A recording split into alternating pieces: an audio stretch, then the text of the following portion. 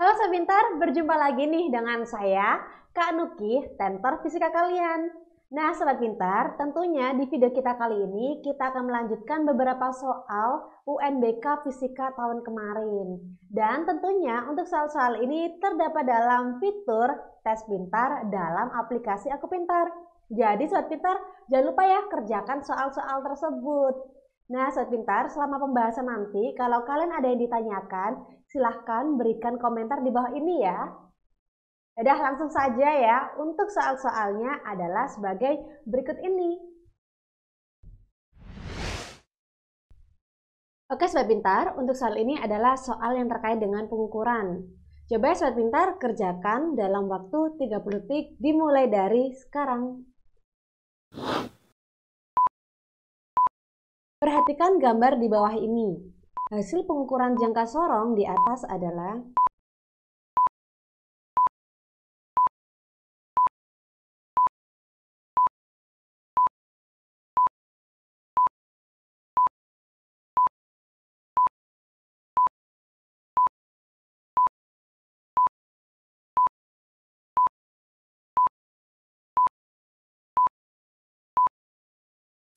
Oke, Sobat Pintar, gimana nih jawaban kalian? Nah, dalam pengukuran jangka sorong yang harus kita perhatikan adalah skala utama dan juga skala non-newsnya. Jadi, Sobat Pintar, kalau Kak Nuki tulis ya, dalam pengukuran,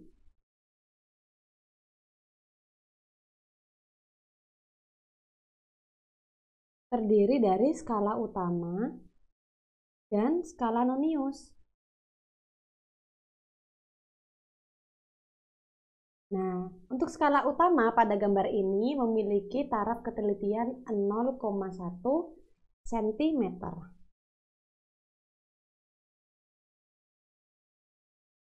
Sedangkan untuk skala non-newsnya, yaitu skala yang berada di bawah skala utama, itu memiliki taraf ketelitian 0,01 cm.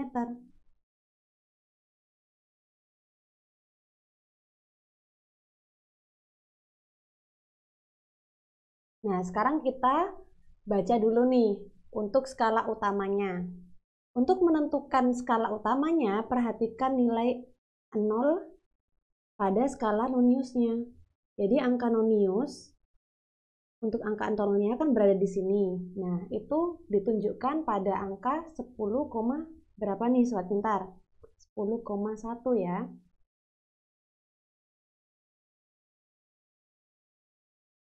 Yaitu 10,1 cm. Nah, sedangkan untuk menentukan skala non-newsnya, kita harus melihat skala yang berhimpit. Jadi skala utama dan juga skala non-news kita lihat skala mana yang berhimpit, yang benar-benar segaris. Nah, dalam gambar ini ditunjukkan pada angka 5. Jadi Sobat Pintar harus benar-benar teliti ya untuk menentukan skala non-newsnya. Nah, pada skala 5 ini, skala utama dan juga skala non-newsnya benar-benar berhimpit. Nah, jangan lupa untuk dikalikan taraf ketelitiannya. Jadi untuk skala non-newsnya, itu 5 dikalikan 0,01 cm. Sehingga hasilnya adalah 10,1 cm ditambah 5 dikali 0,01 adalah 0,05.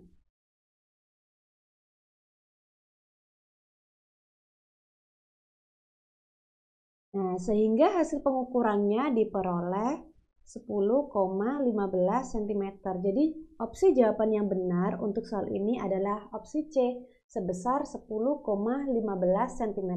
Begitu ya, Sobat Pintar? Oke, Sobat Pintar, tetap semangat ya. Sekarang kita beralih ke materi vektor. Coba ya, Sobat Pintar, kerjakan dulu dalam waktu 30 detik dimulai dari sekarang. Besar perpindahan yang dilakukan Imron untuk sampai ke sekolah adalah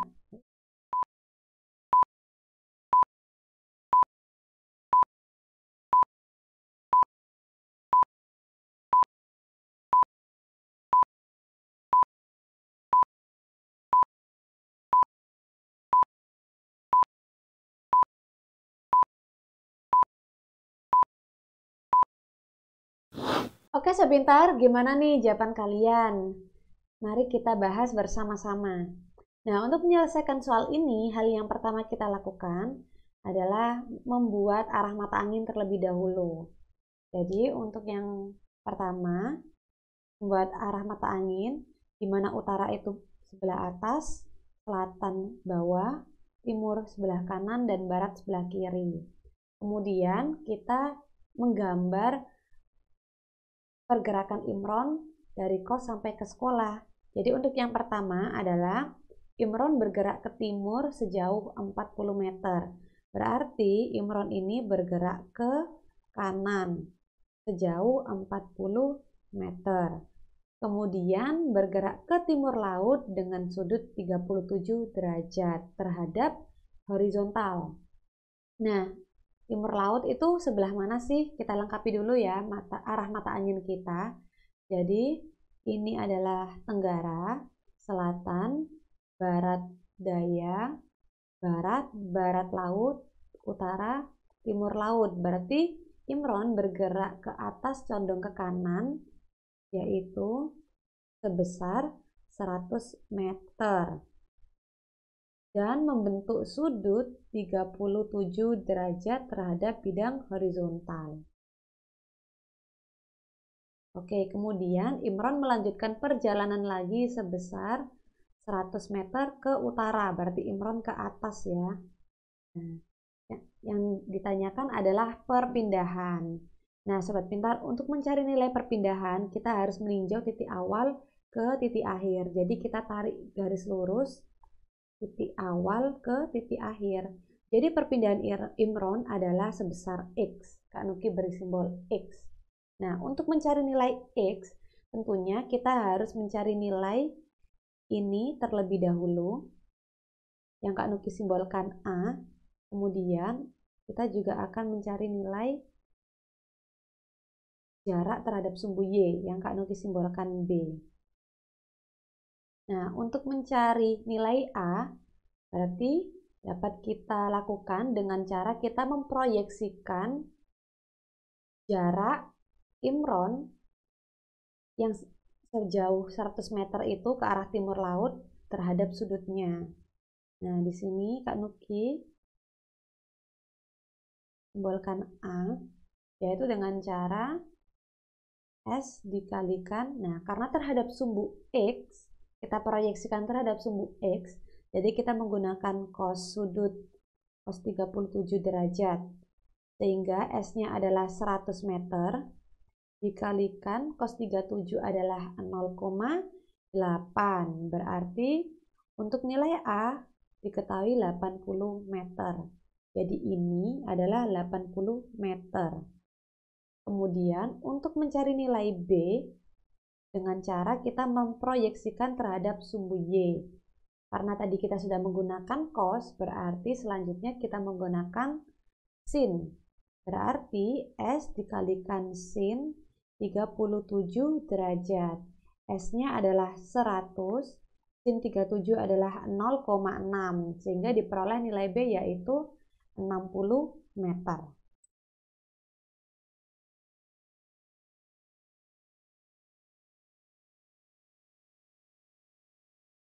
Diperoleh 60 meter. Nah, berarti untuk nilai B adalah 60 meter.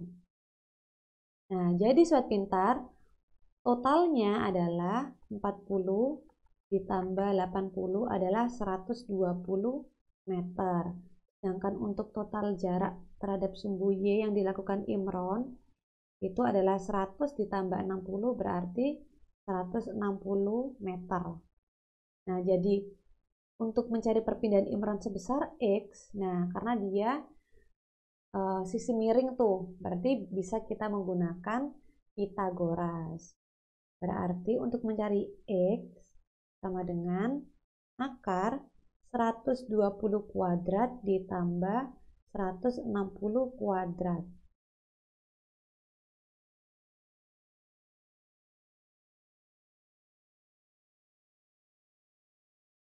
Sehingga 12 kuadrat adalah 144,00. ditambah 16 kuadrat adalah 256, 00. Kak Nuki lanjutkan di sini ya, sobat pintar.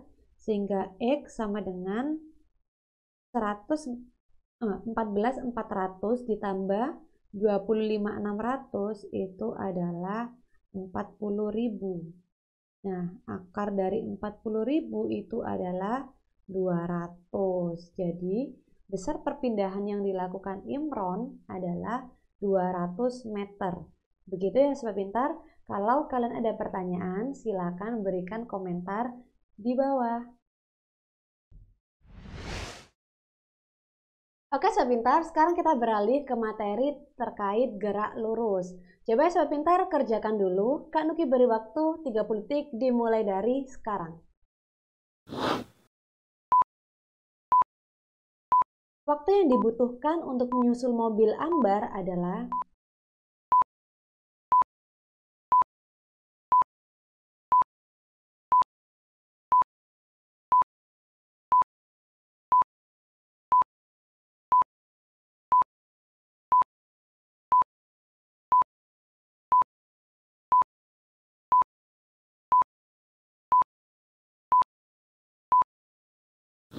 Oke sobat pintar, untuk mengerjakan soal ini kita harus tulis terlebih dahulu apa saja yang diketahui dalam soal. Nah, diketahui kelajuan mobil Ali yaitu 100 meter per second. Nah, yang perlu sobat pintar perhatikan, mobil Ali ini melaju dengan kecepatan konstan ya. Diketahui kecepatan kelajuan disimbolkan dengan V, yaitu 100 meter per second. Kemudian jaraknya dari mobil Ali ke mobil ambar yaitu 1200 meter. Berarti kita simbolkan S yaitu jarak sebesar 1200 meter. Kemudian kelajuan mobil ambar yaitu 40 meter per second. Kalau kita tulis V ambar yaitu 40 meter per second. Nah, yang ditanya adalah waktu yang dibutuhkan untuk menyusul mobil ambar adalah, berarti yang ditanya adalah T-nya, nilai waktunya ya sobat pintar. Nah, sebelumnya Kak Nuki gambar dulu supaya kalian lebih memudahkan dalam pemahaman konsepnya.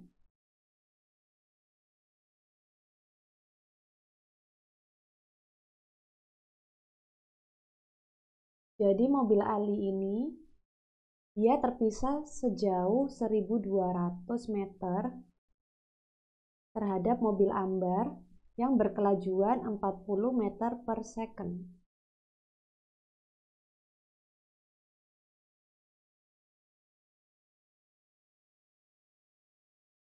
Nah, di sini yang ditanya adalah waktunya. Nah, sobat pintar, karena kelajuan mobil Ali dan juga ambar itu kan konstan, berarti tentunya kita menggunakan formula dari gerak lurus beraturan, yang mana gerak lurus beraturan itu merupakan untuk menentukan kecepatannya, yaitu kecepatan merupakan selisih jarak per waktu. P sama dengan delta S per delta T.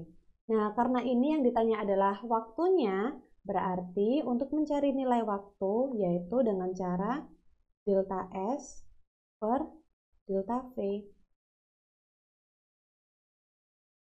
Nah, sehingga langsung saja kita masukkan nilai yang sudah diketahui. Jaraknya diketahui 1200 meter. Sedangkan untuk kelajuannya, yaitu selisih kelajuan mobil Ali dan juga mobil ambar, berarti 100 meter per second dikurangi 40 meter per second. Sehingga 1200 meter dibagi dengan 60 meter per second. Nah, sudah terlihat jelas ya sobat pintar, jawabannya adalah 20 detik. Jadi waktu yang diperlukan untuk menyusul mobil ambar adalah sebesar 20 detik. Jadi jawaban untuk opsi ini adalah opsi D. Begitu ya sobat pintar. Oke Sobat Pintar, sekarang kita beralih ke materi gerak melingkar beraturan. Jadi pada soal tersebut kalian disajikan gambar hubungan tiga roda. Coba ya kalian kerjakan dalam waktu 30 detik dimulai dari sekarang. Tiga buah roda seperti gambar. Jika roda A diputar dengan kelajuan linear 4 meter per second, maka perbandingan kecepatan sudut antara roda B dengan roda C adalah.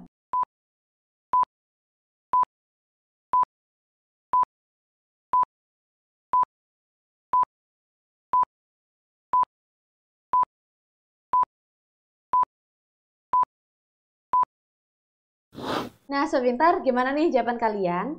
Mari kita bahas bersama-sama. Nah, kita tulis dulu ya Sobat apa saja yang diketahui dalam soal tersebut. Perhatikan gambar baik-baik. Dalam gambar diketahui ketiga roda tersebut memiliki jari-jari, di mana untuk jari-jari pada roda A yaitu sebesar 20 cm, atau kalau kita rubah ke meter menjadi 0,2 meter. Kemudian untuk jari-jari roda B yaitu sebesar 60 cm. Atau kita rubah ke meter 0,6 meter. Kemudian untuk roda C yaitu 80 cm. Sama dengan 0,8 meter. Kemudian diketahui roda A diputar dengan kelajuan linear 4 meter per second. Berarti VA-nya yaitu 4 meter per second.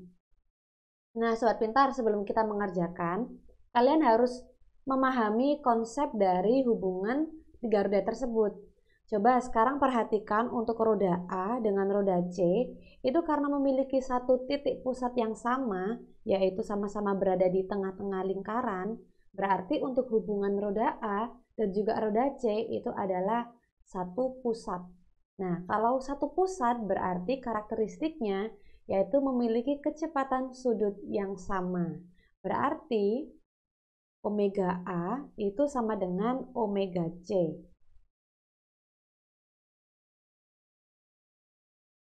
Kemudian perhatikan untuk hubungan roda A dan juga roda B. Karena roda A dan roda B itu kan terikat atau dihubungkan dalam satu tali ya, atau satu gerigi.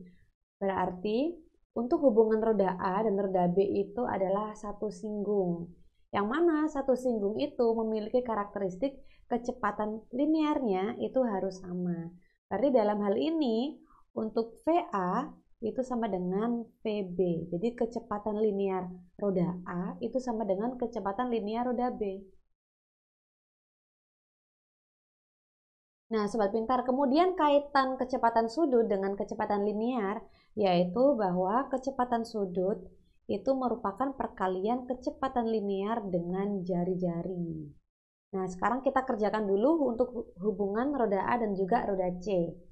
Yaitu yang mana roda A dan roda C kan satu pusat, berarti memiliki kecepatan sudut yang sama. Yaitu berarti omega A sama dengan omega C. Di mana omega itu merupakan perkalian V dan R. Berarti VA dikalikan dengan RA. Nah, di sini kan kita harus mencari kecepatan sudut roda B dan juga roda C ya. Berarti VA dikalikan RA sama dengan omega C. Di mana VA sudah diketahui 4, kemudian jari-jari A diketahui 0,2 meter. Nah, berarti 0,8 itu adalah nilai dari kecepatan sudut C. Oke, sekarang kita beralih ke hubungan roda A dan juga roda B ya.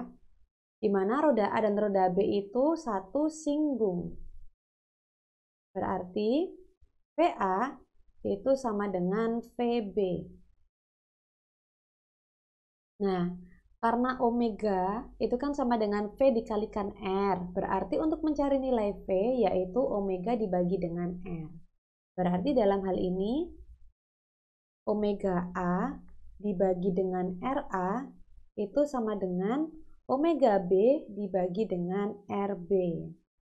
Nah, Kak Nuki lanjutkan di sebelah sini ya Sobat Pintar. Sehingga omega A itu kan sama dengan omega C kan, karena satu pusat. Dan omega C-nya diketahui nilainya 0,8.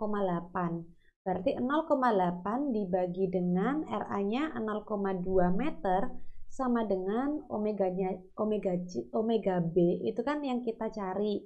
Berarti omega B dibagi dengan RB-nya diketahui 0,6. Nah, sehingga sobat pintar 0,8 dibagi 0,2 adalah 0,4. Sama dengan omega B dibagi dengan 0,6. Sehingga sobat pintar, kita perkalian silang ya. 0,4 dikali 0,6 itu adalah 2,4. Jadi nilai dari omega B diperoleh 2,4. Sedangkan untuk nilai omega C-nya yaitu 0,8. Jadi perbandingan nilai omega B dan juga omega C yaitu 2,4 dibanding dengan 0,8. Kalau kita sederhanakan berarti 4 dibanding 1. Sehingga sudah terlihat ya jawabannya adalah opsi D yaitu 4 dibanding 1. Begitu ya sobat pintar.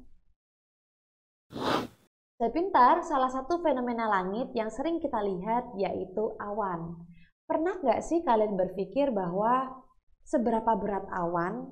Nah, kalaupun memang berat, kok bisa awan itu tidak jatuh ke bumi? Penasaran kan sobat pintar? Yuk simak penjelasan Kak Nuki berikut ini. Sobat pintar, kepadatan awan diperkirakan setengah gram per meter kubik. Nah, kepadatan ini jumlahnya berbeda-beda loh tergantung dari jenis awannya. Dengan mengukur kepadatan dan juga volume pada awan, maka secara matematis kadar air dalam awan diperkirakan sekitar 1,1 juta pon. Wow, berat sekali ya. Kalau dianalogikan nih sobat pintar itu sekitar berat 100 gajah. Sangat berat sekali. Tapi sobat pintar, kenapa ya awan itu tidak bisa jatuh ke bumi dan tetap berada di langit? Nah, sobat pintar, berat awan ini ternyata tidak didistribusikan ke satu tempat, tapi beratnya didistribusikan di antara berbagai tetesan air yang tersebar luas di langit. Nah, berat ini didistribusikan dalam bentuk tetesan air yang sangat-sangat kecil. Butuh jutaan tetesan air untuk membentuk satu awan dan membuat satu tetes air hujan. Lalu bagaimana dengan efek gravitasinya?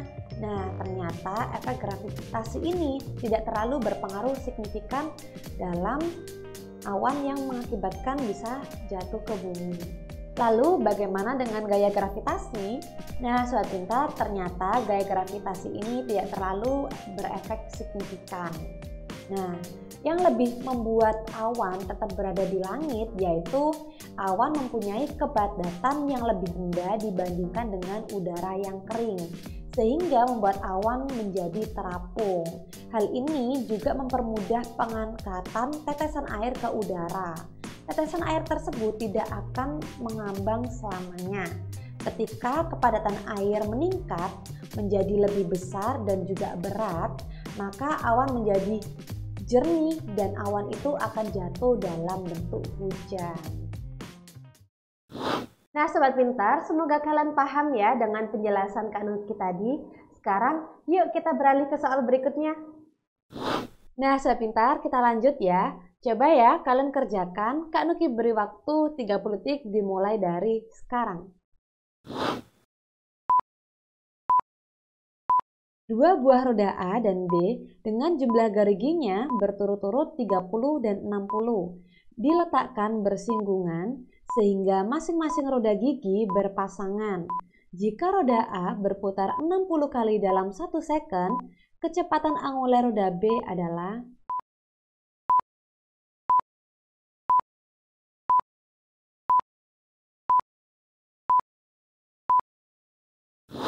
Oke, sobat pintar, gimana nih jawaban kalian? Kita tulis dulu ya apa saja yang diketahui dalam soal. Di sini diketahui jumlah gerigi A dan juga jumlah gerigi roda B itu adalah 30 dan juga 60.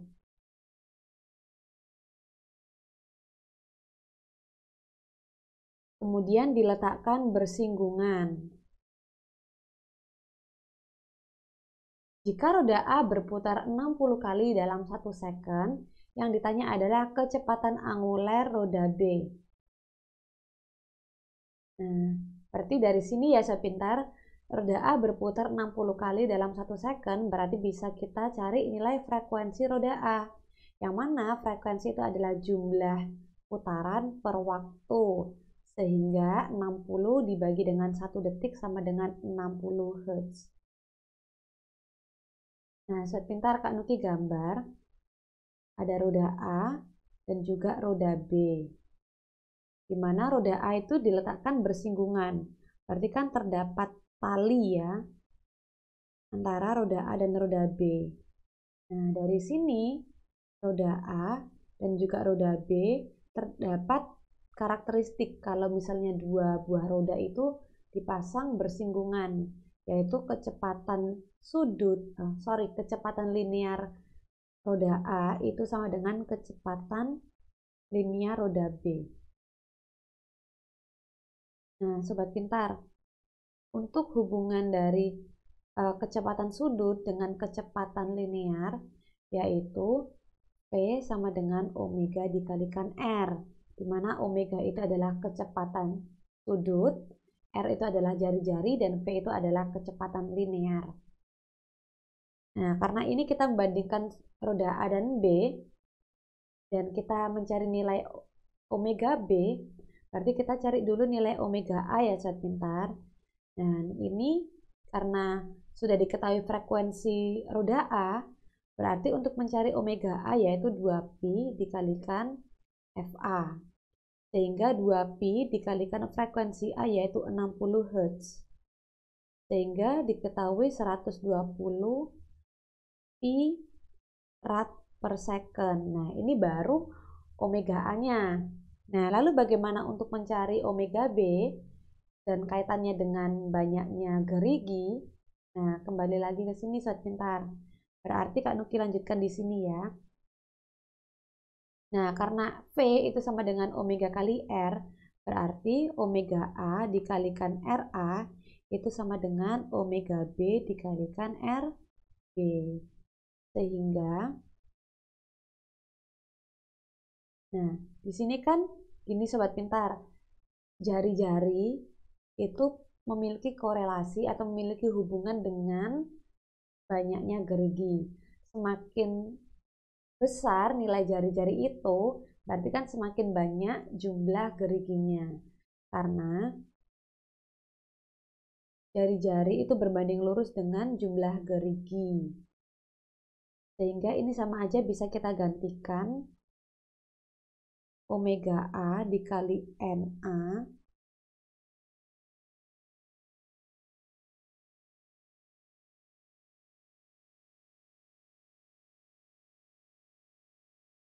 dengan omega B dikalikan NB.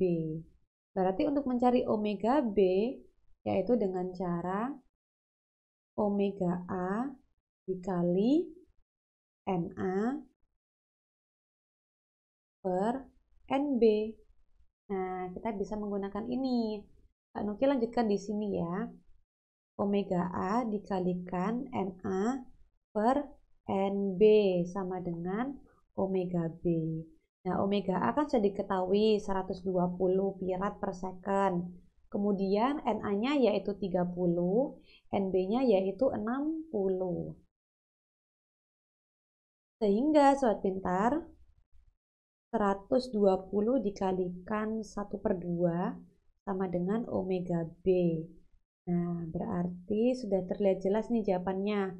Omega B adalah 60 pi rad per second. Jadi jawabannya adalah opsi B. Begitu ya sobat pintar. Kalau kalian ada pertanyaan, silakan berikan komentar di bawah ini. Oke sobat pintar, sekarang kita lanjut ya terkait materi gerak parabola.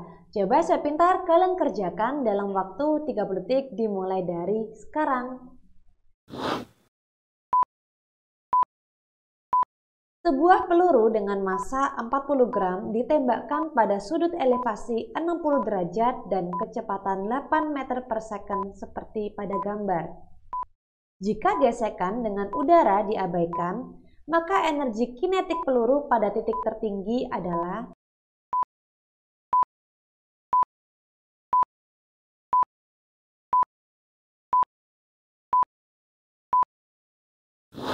Oke, sobat pintar, gimana nih jawaban kalian? Kita tulis dulu ya apa saja yang diketahui. Diketahui massa pelurunya yaitu 40 gram. Nah, ini harus kita rubah dulu ke kilogram nih. Berarti menjadi 0,4 kilogram. Kemudian sudut elevasinya yaitu 60 derajat. Dengan kecepatannya yaitu 8 meter per second. Jika gesekan dengan udara diabaikan, energi kinetik pada saat titik tertinggi adalah, nah berarti kita harus mencari nilai energi kinetik pada saat titik tertinggi. Nah, ibaratnya titik tertinggi itu adalah sejauh H dari dasar tanah. Berarti kita harus mencari nilai energi kinetiknya ketika peluru berada di puncak tertinggi. Nah, sobat pintar, dalam gerak parabola, ketika bola ditembakkan dengan kecepatan awal 8 dan membentuk sudut 60 derajat, nah ada dua jenis kecepatan kalau bisa kita uraikan, yaitu kecepatan terhadap Y dan juga kecepatan terhadap X. Nah, tapi sobat pintar, ketika peluru mencapai titik tertinggi, nah kecepatan terhadap sumbu Y itu sama dengan 0. Sedangkan untuk kecepatan terhadap sumbu X itu ada nilainya. Nah, jadi kita harus mencari nilai kecepatan terhadap X terlebih dahulu. Jadi tidak perlu mencari kecepatan terhadap Y. Nah, sobat pintar, setelah itu baru kita menentukan nilai energi kinetik. Yang mana energi kinetik itu adalah setengah M dikalikan V kuadrat. Dalam hal ini, V-nya adalah V terhadap sumbu X. Jadi kita cari terlebih dahulu kecepatan X-nya, Vx yaitu dengan cara V0 dikalikan, karena membentuk sudut tertentu dan kita tinjau terhadap sumbu X, jadi kita menggunakan cos alfa. Sehingga V0-nya diketahui 8, cos alfa berarti cos 60. Cos 60 bernilai setengah, berarti 8 dikalikan setengah, berarti Vx-nya bernilai 4 meter per second. Oke, langsung saja kita tulis energi kinetiknya berarti setengah mv kuadrat, berarti setengah dikalikan masanya yaitu 0,04 kg dikalikan V-nya yaitu 4. Nah, sorry ya saya pintar, ini 40 gram adalah 0,04 kg.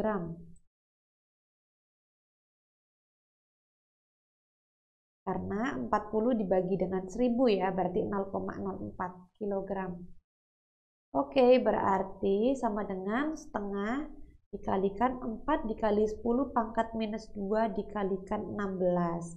Ini bisa kita coret menjadi 8. Berarti 8 dikalikan 4 adalah 32. Berarti yang ada kepala 32-nya ya. Sudah terlihat jelas jawabannya adalah opsi B sebesar 0,32 Joule. Begitu ya sobat pintar. Nah sobat pintar, itu tadi pembahasan beberapa soal UNBK mata pelajaran fisika. Semoga video ini bermanfaat ya buat sobat pintar dalam persiapkan UNBK agar mendapatkan nilai yang baik. Nah sobat pintar, jangan lupa untuk like, komen, dan juga subscribe channel kami yaitu Aku Pintar. Dan jangan lupa untuk aktifkan notifikasinya supaya kalian mendapatkan video terbaru dari kami. Belajar pintar bersama Aku Pintar. Sampai jumpa.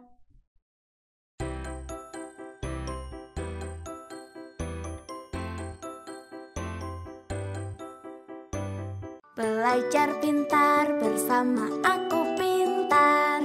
Download sekarang.